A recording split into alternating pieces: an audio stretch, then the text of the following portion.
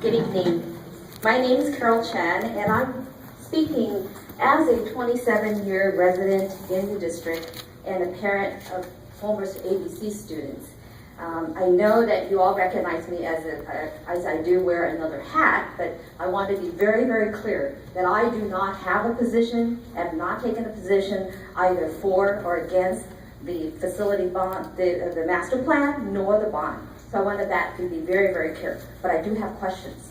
So when two of your board members, Vice President Linda Johnson and Board Member Sue Yu, reached out to me and notified me about this information, so I thought it was a good idea to get some parents and friends together to hear them, to seek input. So I did ask some of my friends to show up and on July 2nd. And what was shared was very, very little because they had very little information, because at that time, on July 2nd, there was no facilities master plan anywhere other than this big booklet that they brought with them. So because of that, there were very little information that could really, the people who were in the meeting could ask. So what I did was I was able to have notes compiled, and so that I wanted to share with the board, the entire board, in terms of what were the questions, concerns, and comments. And then, and let me just, I'll pass this out after my talk, and that way you won't be distracted.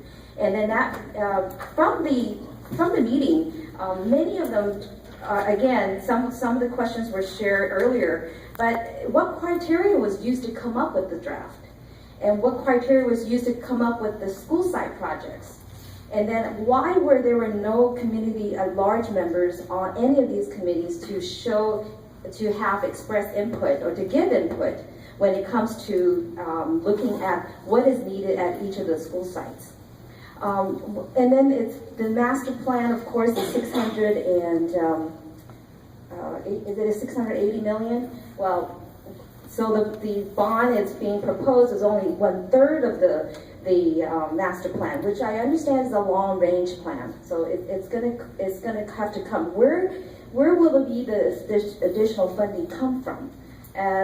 And then also we heard a lot about technology that needed in the schools, which I do understand. But technology is an evolving thing. It becomes obsolete 2 or 3, 4 years down the road. We're paying for a bond that is going to be 30 years down the road. So are we paying for old technologies and still paying on the bond?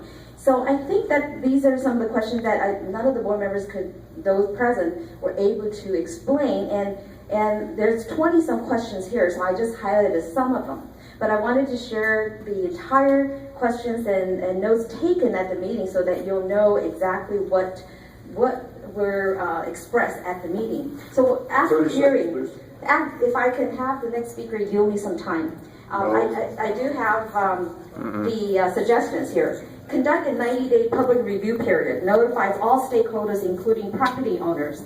This allows the public to review the plan in detail, holds at least 3 community forums in various districts to seek public input on the plan. And then also board appoints an advisory committee, members from community at large from professional backgrounds of accounting, architecture, banking, construction, real estate practitioners, to review, evaluate, including but not limited to the needs assessment plan, future enrollment projection, underutilized and or surplus properties, and the district's access for alternative funding source, and provide options for the board to consider. And then also consider reducing tax burden to taxpayer by paying off possibly the remaining bond of 1997, so there will be no more additional debt, hold on one second, including Chan. I would like the audience to be quiet, including our board members.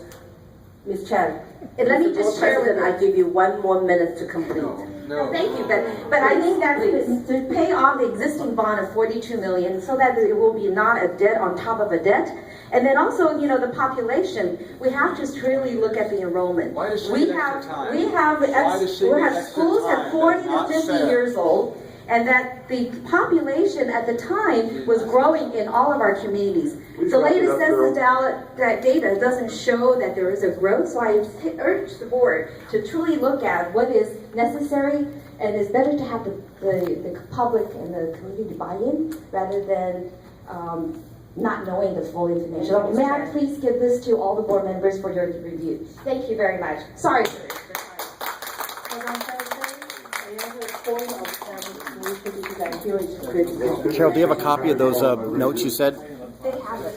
Do you have one for the media? I don't. But you said you were going to give them to the media. I give it to the board. You don't have any for the media? You don't have any for the media? I don't have that. It's mine. Ask the board. You have, it's being Randy, recorded. can you sit down, please, Randy? Thank you, because it kind of distracted people right now. Thank you, Randy. Want to go over? I have here 5 and 7 here. Okay, go ahead, Mr. Chair. Oh.